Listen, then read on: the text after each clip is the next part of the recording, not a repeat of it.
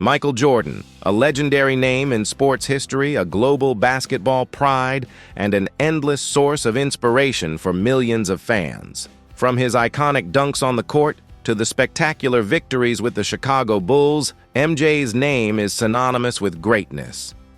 But now at 62, the life of Air Jordan is not only about moments of triumph, but also a touching story of family change and challenges that not everyone knows about.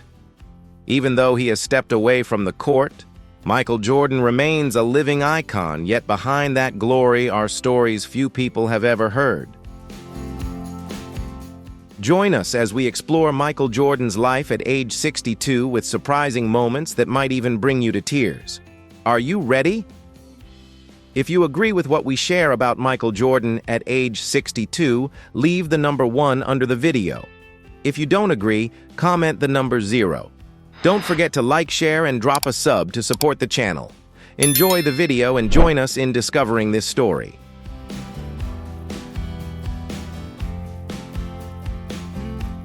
Michael Jordan, a monumental icon of the basketball world, built an unbreakable empire with the Chicago Bulls dynasty and the Jumpman legacy. However, behind the brilliance of his illustrious career lies a story filled with challenges and loss. Michael's life is not only made up of glorious victories, but also a journey of overcoming pain and unimaginable hardship.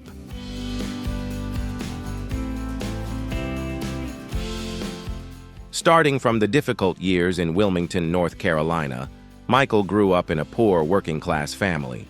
His father, James Jordan, was a great man who always encouraged him and created a solid foundation for him to overcome every challenge. His mother, Dolores, was a model of resilience and set strict rules about discipline and studying, yet they were always wrapped in unconditional love. This was the foundation that helped Michael develop the perseverance and fighting spirit that never stopped.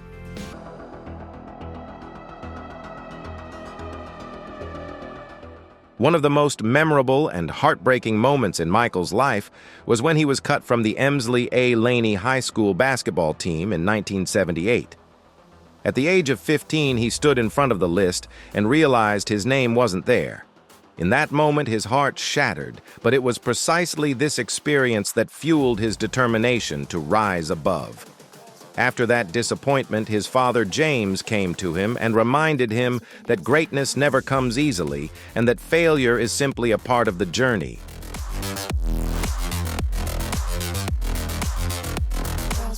From that moment on, Michael never stopped training. He woke up before sunrise and practiced until sweat drenched his body. Every shot, every step became a vow to never give up. Failure and rejection turned into motivation, helping him rise to become a star the world could not deny.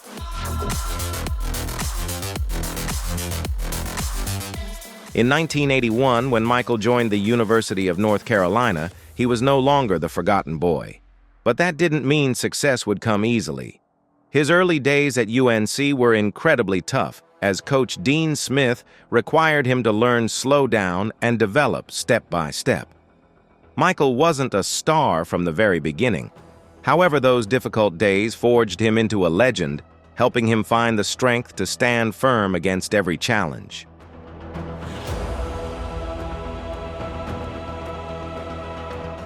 It was from those early struggles, moments of disappointment, and the resilience to overcome challenges that Michael Jordan became the legend the world now recognizes. His legacy is not only made up of championship trophies, but also lessons about mental strength, perseverance, and belief in oneself. Michael Jordan, the living basketball legend, not only conquered the peaks of glory, but also endured a journey filled with hardship and loss. Although he built a great empire with the Chicago Bulls behind the victories and the respect of the world, lies a story of wounds and pains that no trophy could ever heal.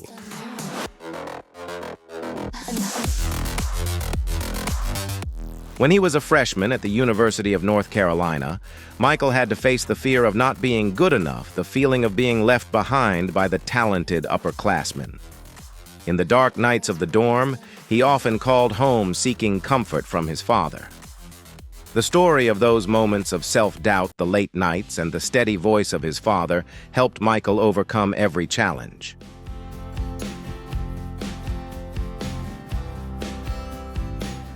One of those memorable moments was the night of March 29, 1982, when he sank the ball in the final seconds of the championship game, securing a great victory for UNC, and from that moment, his self-belief was ignited. That shot not only made him a star, but also marked a major turning point in Michael's life and career.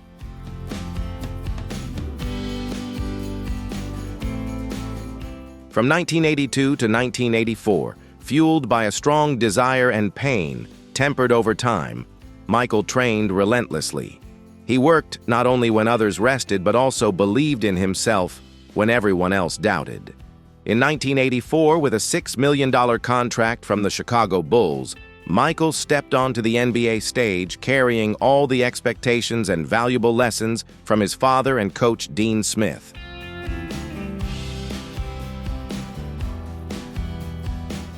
From that point on, he not only built a legendary basketball career, but also became a global cultural icon. Air Jordan, a line of sneakers, turned into a storm, rising like a new religion. Every pair of shoes, every victory carried the belief that greatness is not reserved for the few, but a dream that can come true for anyone.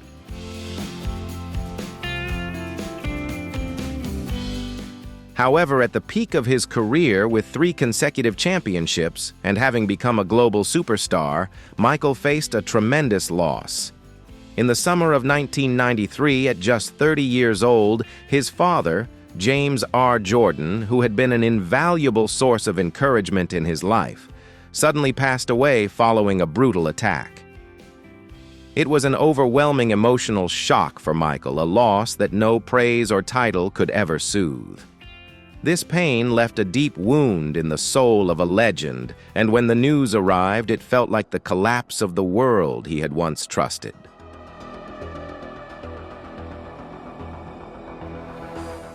Yet Michael Jordan continued to fight, not only on the court, but also in life, to maintain his spirit and honor. The challenges and losses shaped the great man the world admires today. The brightest flame in basketball had flickered out, and the guiding light for Michael Jordan gradually dimmed. In just one night, everything he once trusted and cherished slipped away, leaving a vast emptiness behind.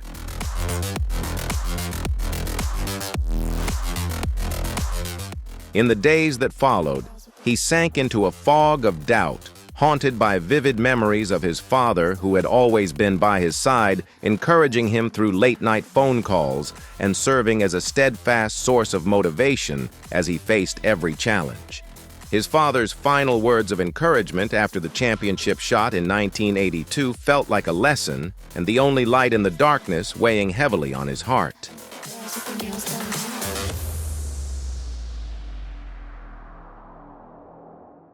At his father's funeral, Michael could only quietly place his hand on the casket. He was not the strong man known as the pillar of the Chicago Bulls, but a grieving son facing the greatest loss of his life. The sorrow in his heart was so profound that it could not be expressed in words. His father, James Jordan, was not just a supporter, but the foundation, the steadfast voice that helped him rise, the invisible strength that made him a legend. When that man passed away, Michael felt as if the ground beneath him had been erased and the entire world had collapsed. On October 6, 1993, in a decision that shocked the world, Michael announced his retirement, not because his body had weakened, but because his heart was broken. Yet life did not stop, and Michael decided to return to baseball, a sport he had not played for many years, and a decision that many believed would end in failure. But for him, it was not a new challenge. It was a promise to his father, who had always dreamed of seeing his son play professional baseball.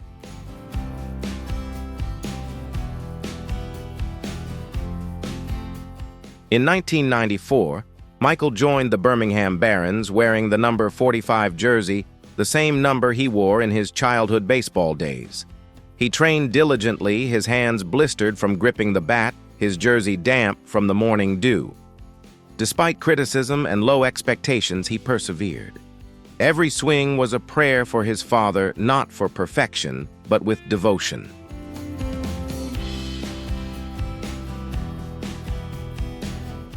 However, through the cold mornings at the stadium, Michael began to feel a change within. He was not just a sports machine, but a man capable of rising after every setback. Sometimes he would sit alone, looking at his father's camera, remembering his smile. Those memories helped him realize what his father had always seen in him, not a sports legend, but a resilient man, strong after loss.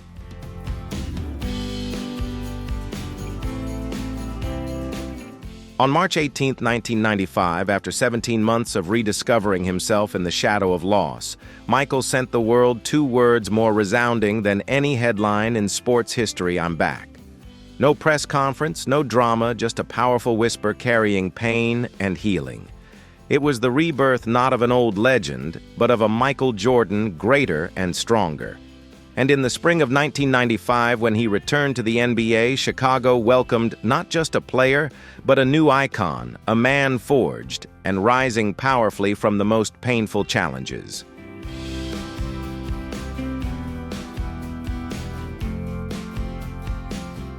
When reporters asked why he returned, Michael Jordan paused, staring at the ground for a long moment, as if searching for something deep inside, then softly said, "I needed to be myself again."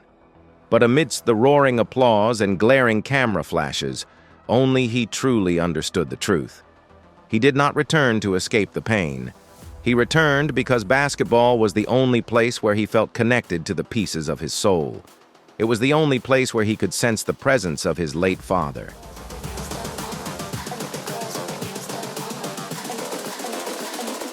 Before his first game back, he glanced at a seat in the stands where his father used to sit. He whispered to himself, "I hope you're watching, Dad." Indeed, Michael's return was not a loud announcement, but a quiet yet powerful revival. And then he uttered 2 words the world would never forget: "I'm back."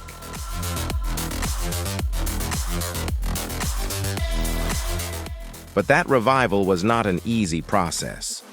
The first weeks were brutal. His rhythm faltered. Time had passed, and his body, the sharp weapon of dominance, now resisted. Every time he stepped onto the court, he felt weakness, as if he had been away for too long. Yet each time he stood on the floor, a small spark ignited a faint glimmer of the fire that had once scorched the entire arena.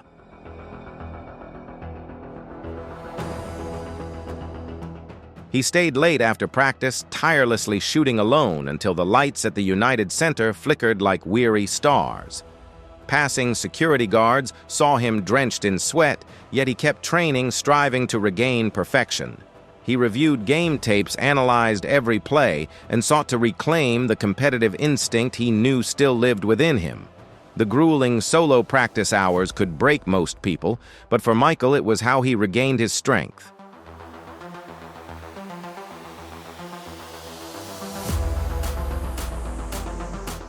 And when the 1995 and 1996 season began, everything changed. The rust gradually vanished, and his instincts were sharper than ever. The thirst for victory, the fierce desire returned, devouring everything in its path. At 33, Michael Jordan led the Chicago Bulls to a 72-10 record, one of the greatest seasons in NBA history. The victories were not just the result of games. They were declarations, proof that a man shattered by tragedy could still rebuild an empire from the ashes, breath by breath, sleepless night by sleepless night.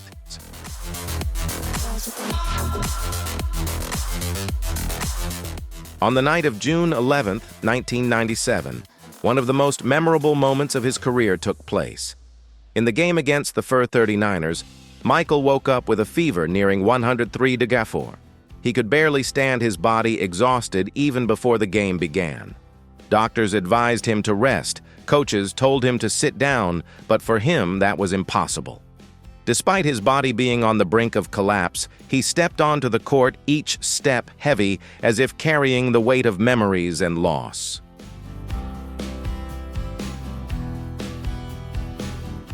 Despite the dizziness and pain, he persisted. He even whispered to Scottie Pippen, "Stay close to me." And then, in those remarkable moments, he scored 38 points, staggering into Pippen's arms as the buzzer sounded. Every shot, every step was a testament to Michael Jordan's extraordinary mental strength, a man who never gave up even in the most challenging moments.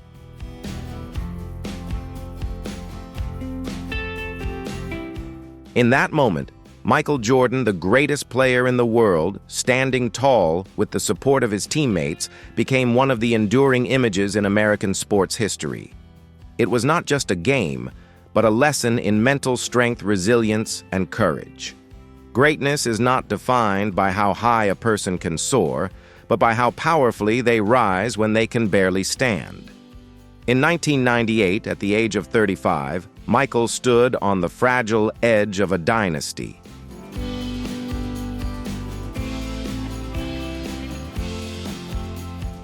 His teammates had grown older.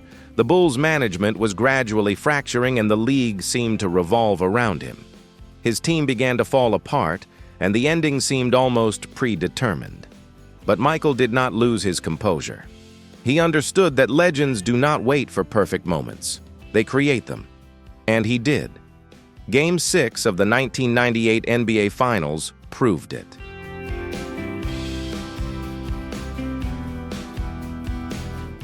With the score tied and time slipping away with tense seconds, Michael dribbled, passed to the left, then stepped back with a graceful glide as if guided by destiny.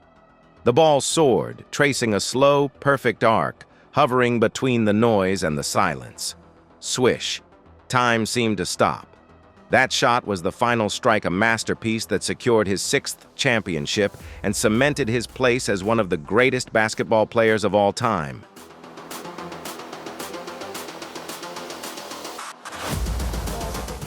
A few months later, an unexpected accident injured his right index finger. A small wound, yet a reminder that even legends must pay the price for the path they have walked.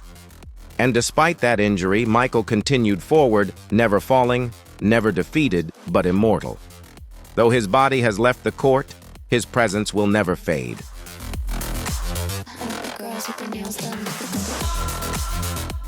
Michael Jordan's legacy remains deeply etched in the arenas, in every pair of sneakers, and in the dreams of millions of children around the world who dare to believe that one day they will fly. Greatness comes at a price. But the price Michael Jordan paid was not only written on the scoreboard, it lay in the quiet shattering of his own home.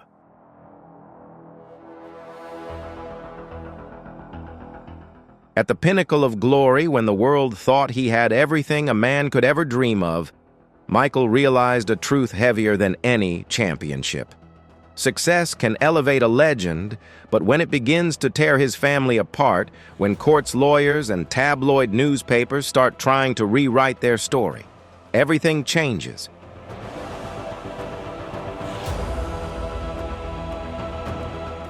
In the late 1980s, while Michael was still climbing to the top, he met Juanita Vanoy. Their love began gently, in private moments, whispered conversations under dim lights, and small dreams. When they married in 1989, Michael believed he was building a solid future, not on fame, but on eternal love. When their children were born, their home was filled with laughter, tiny shoes beside championship trophies, and warm family moments.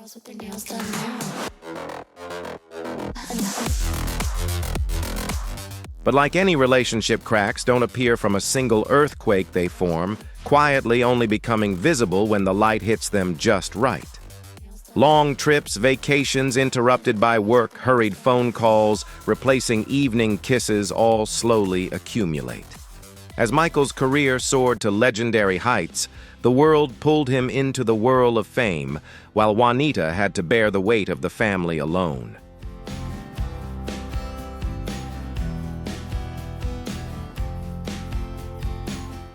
They still loved each other, but the distance between them grew with each season, each long trip, each final buzzer. Rumors, whispers, and quiet exhaustion began to erode trust, not due to a clear betrayal, but because of the gradual drain of living a life under the unrelenting spotlight where love had to compete with fame and responsibility.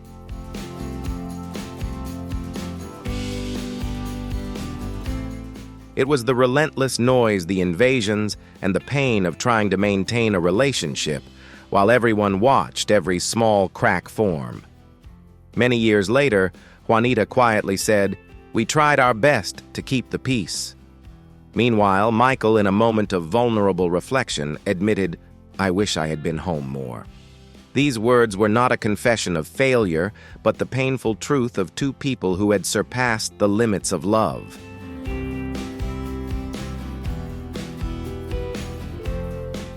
By the early 2000s, the distance between them had become an abyss. Not out of anger, but because the passing years quietly, gradually eroded their relationship. The home that was once filled with laughter now held only a pain that no crowd could drown out.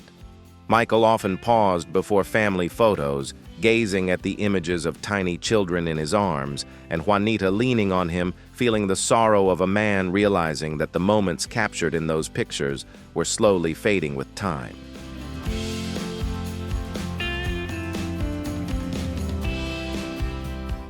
They tried to rebuild, to forgive the years that had passed.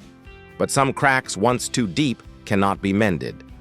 And in 2002, after 13 years together, Juanita filed for divorce. Not out of anger, but as a final act of resilience, a way to preserve dignity before everything completely collapsed. The process lasted 4 years and became a national story with speculative headlines and relentless invasions of privacy. When the divorce concluded in 2006, all attention focused on the $168 million settlement, one of the largest in American history.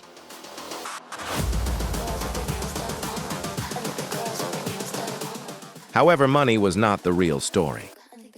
The most genuine moment came when Michael stepped out of the courthouse, merging with the cold air of Chicago. He realized that no matter how many championship rings or records he had, there was a loss that nothing could ever compensate for. It was the loss of the home he had once believed he could protect. Yet even after such devastation, something noble emerged. Michael and Juanita did not allow the wounds of the heart to turn into weapons.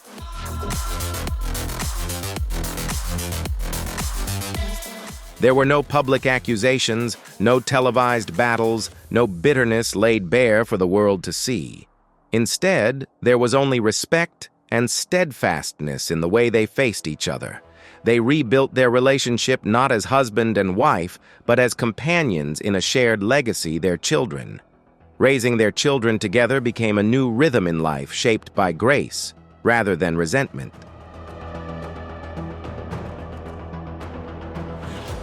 Over time, anger softened and understanding replaced regret. When Michael reflected on that period, he did not speak of blame, but of invaluable lessons.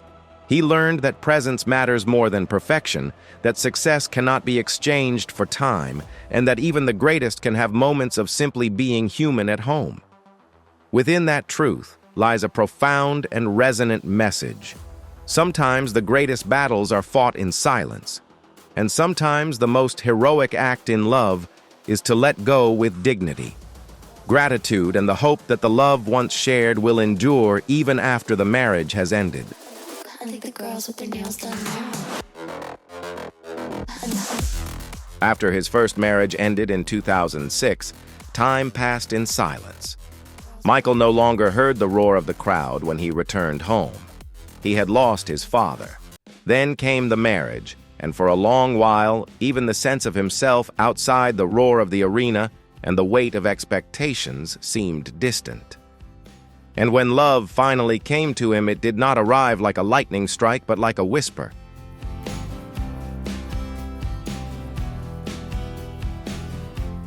That woman was Yvette Prieto. She did not see a billionaire or a global icon, but only the man standing behind all that noise.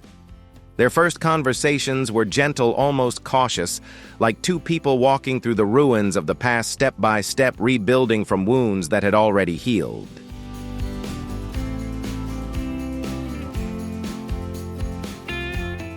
Michael Jordan, now in his 40s, was mature enough to understand how fragile promises could be. With Yvette, he found the calm and steadiness she brought, like someone who made the air around him feel lighter. What existed between them was not the fiery passion of youth, but a warm, enduring flame nurtured between two hearts gradually learning to trust in love again after loss. If you believe that love in middle age only needs peace for two people to heal, leave a 1. If you disagree, leave a 0. Don't forget to like, share, and hit 1 sub to support us. And now let's follow the next developments.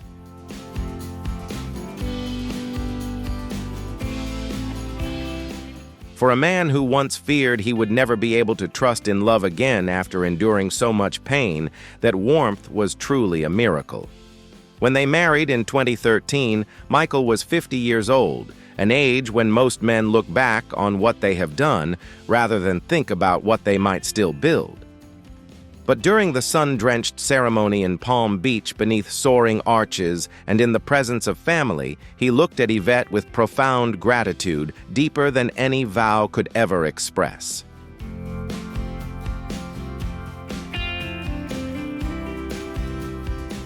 Thank you for giving me a second chance to have what I once thought I had lost. And when their twin daughters, Victoria and Isabel, were born in 2014, their home blossomed with a joy Michael had not felt since his older children were little. Sleepless nights, early mornings with bottles and blankets, toys scattered alongside the elegant furnishings, and those quiet moments when Michael would stand by the doorway, watching his daughters sleep each gentle breath in their cribs.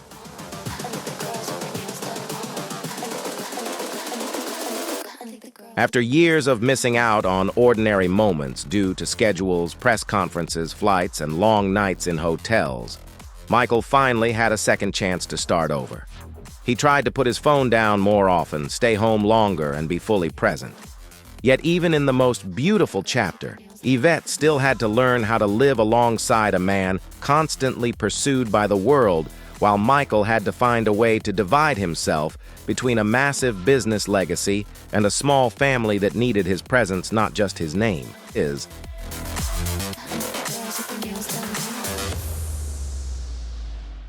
Their cracks didn't come from anger, but from exhaustion, age, and the pressure of carrying too many roles. Some nights, Michael would come home, his body weary from weighty decisions, and find the house dark except for the faint glow of the kitchen light. Yvette, her hair tied back, and her face worn from being a mother of twins, would still be there waiting for him. They would sit together in that small circle of light, too tired to speak much, yet unwilling to let the invisible distance between them silently grow over time.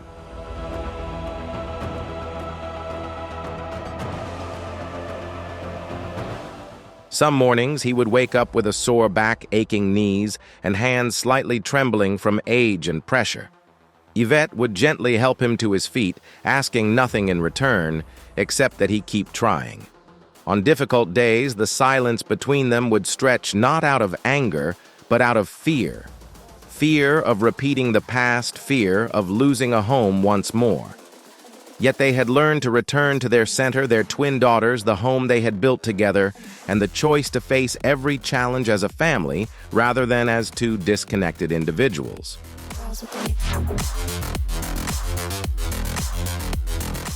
Yvette brought peace to Michael's restless mind while he provided the steadiness her ever-changing world needed. They were not perfect, but they had learned to pause before exploding, to listen, instead of assuming, to forgive instead of holding on. These were the silent principles of love that only those who have endured deep loss could truly understand. They moved through good days and bad alike, neither avoiding nor exaggerating, simply persevering and holding tight to the bond that life had once cruelly tried to sever from Michael.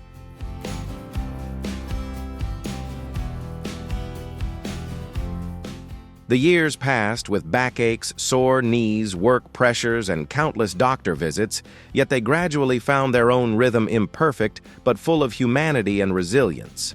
Michael rarely spoke publicly about this period, but his choices spoke for him, appearing less, choosing privacy over the spotlight and shining brightest when his daughters ran down sunlit hallways, calling his name. To him, the laughter inside the house mattered more than the applause outside, and simply being present each day became his greatest triumph.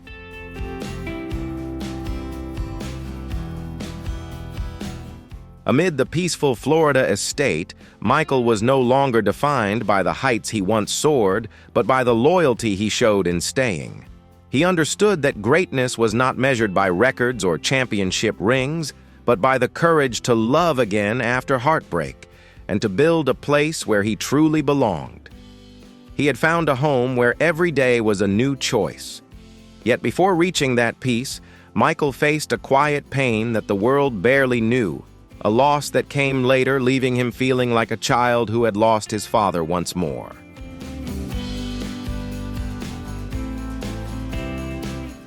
That pain began quietly during the dark years following the tragedy that took his father's life in 1993. In that fragile void, someone entered Michael's life not as an employee or a bodyguard, but as a steady force helping him stand firm. Gus, a former Air Force veteran with a deep, warm voice and a presence as solid as granite, joined Michael's security team and became a protector not only of his body, but of his spirit.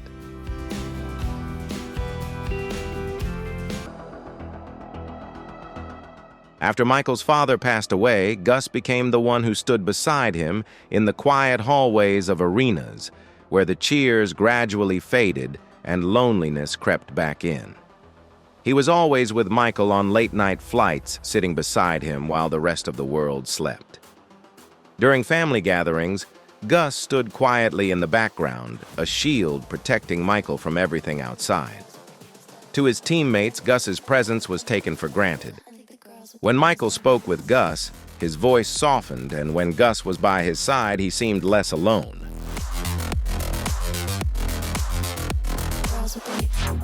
On quiet nights when the pain tightened around his chest, Michael would often sit beside Gus in the SUV, both of them staring at the passing streetlights in silence, a silence between two souls who understood the pain without needing words.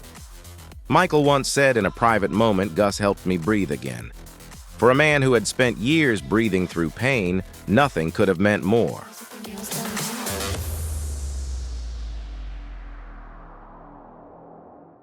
But life, with all its surprises and cruelties, tested Michael once again. In 1999, Gus was diagnosed with lung cancer.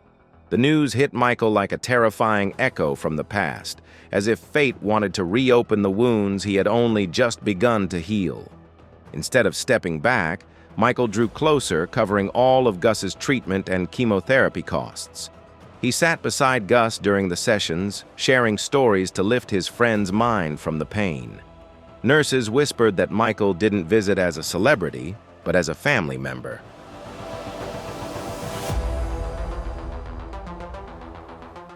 When Gus became too weak to leave the house, Michael personally arranged everything to care for him, anxiously checking the clock and following updates with the fear of a son watching his father fade away. Gus fought bravely, but illness is not easily conquered. In February 2000, Gus passed away, and when the call reached Michael, the pain tore through him once more, sharp and familiar. He had lost his father, and now he lost the man who had helped him survive that first loss.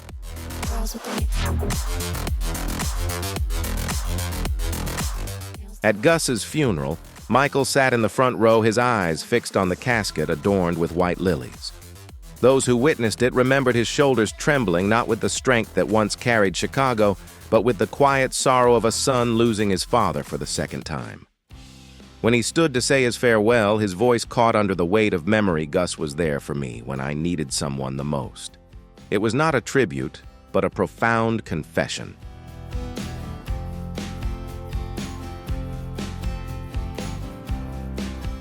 Michael paid for Gus's entire funeral and continued to support his family for many years, quietly respecting the silence of love and loyalty. This loss etched one of the deepest scars in Michael Jordan's heart, and though the world seldom mentions it, it remains an inseparable part of his life story.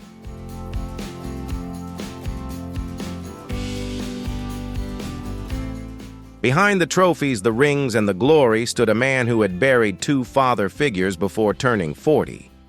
Yet from these losses, Michael Jordan carried not bitterness, but gratitude. It is proof that even in the life of the greatest player ever to shine in the sport, the most memorable chapters are not those played out on the court, but those lived quietly in the deepest, most silent corners of the human soul.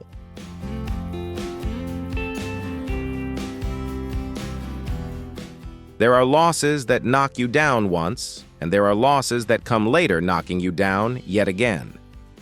By the time he rebuilt his life and found peace with his new family, he quietly believed that life had finally tested him enough. But pain has its own merciless timing. On a quiet morning in January 2020, the world seemed to come to a stop.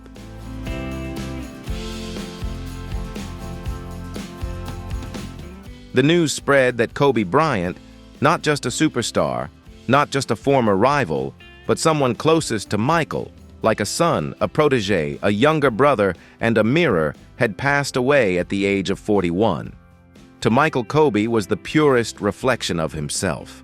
The only player who learned from him, imitated him, challenged him, and grew into the most perfected version of the Michael he once was.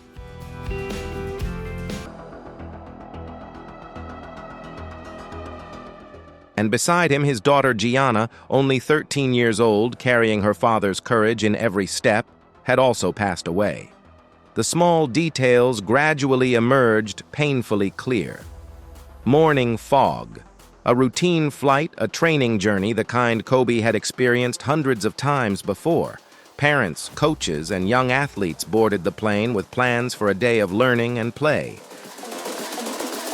I think the girls with their nails done now.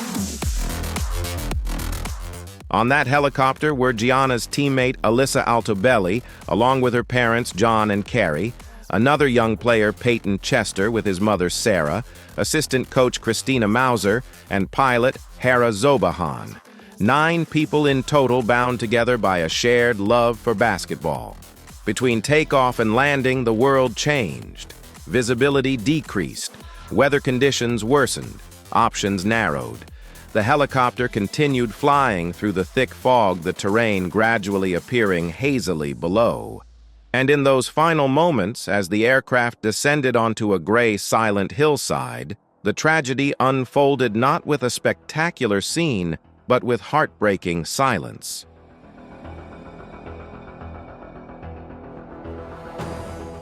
As investigators later confirmed, no one survived.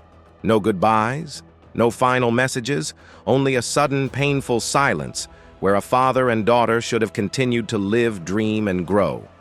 Their bond was never reducible to a single word. Kobe was not just another young player chasing greatness. He was the one who pursued Michael without fear.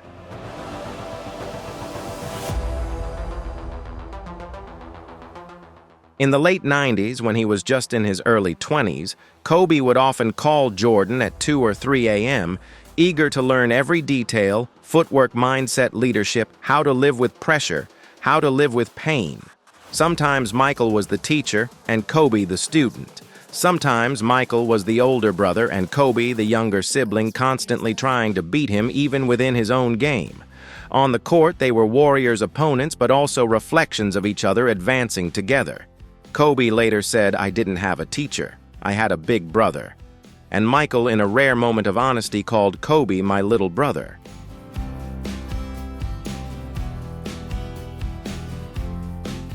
That is the truth about them. Both father and son, both mentor and mentee, both rivals and kindred spirits. They understood the meaning of carrying the weight of the world on their shoulders. Their relationship was built through late-night phone calls, shared secrets, tight embraces after every game, and a quiet understanding that very few people in this world could truly understand one another the way they did.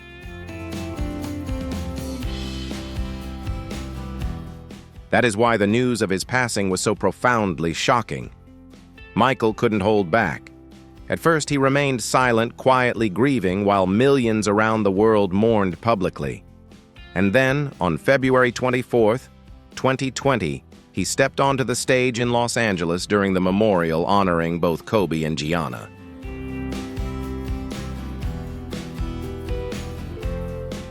He walked slowly, each step heavy as if carrying the weight of two lives that should still be here. When he began to speak, his voice choked almost immediately. Tears streamed down his cheeks as the world watched a man they thought unshakable tremble under the weight of love and loss. "When Kobe left, a small part of me died too," he said.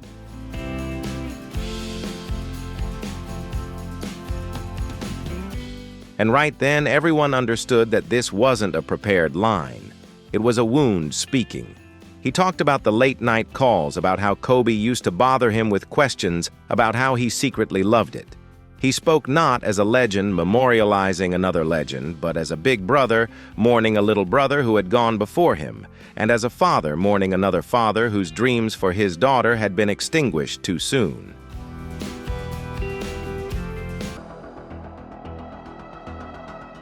In the months that followed, Michael retreated from the spotlight and carried the memory of Kobe like a candle he didn't want to extinguish. He thought about everything left unfinished. The movies Kobe wanted to make, the books he wanted to write, the young players he planned to mentor.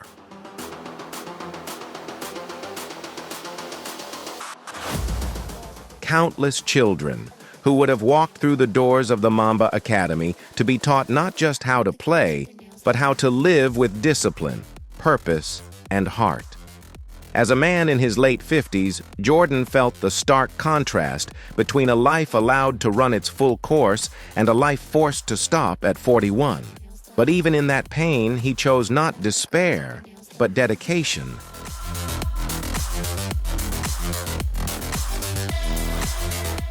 He became the silent guardian of Kobe's legacy, speaking proudly of him, honoring his name. Because for Michael Jordan, this loss was not just the end of a friendship. It was also the loss of a part of himself, the reflection of his own fire in a younger body, a vivid reminder that even the brightest stars are not promised time.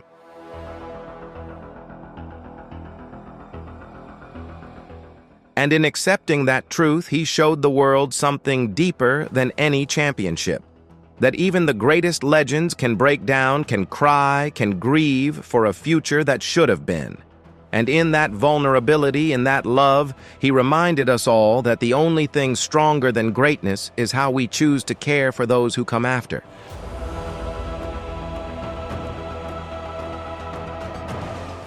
Today, at 62, Michael Jordan is not just a basketball legend. He is a living testament to what can be built when discipline meets purpose, when pain becomes fuel, and when vision never fades. His estimated net worth of $3.5 billion is not merely a symbol of wealth, but the architecture of a life forged from resilience, precision, and unwavering mastery of his craft. I think the girls with their nails done now. Thank you for joining us to hear the deeply human story of the Michael Jordan behind the legend. If this journey resonated with you, don't forget to hit like, share the video to spread these beautiful stories, and leave a sub to support the channel in continuing to bring deeper perspectives on the world of extraordinary people. Thank you so much, and see you in the next videos.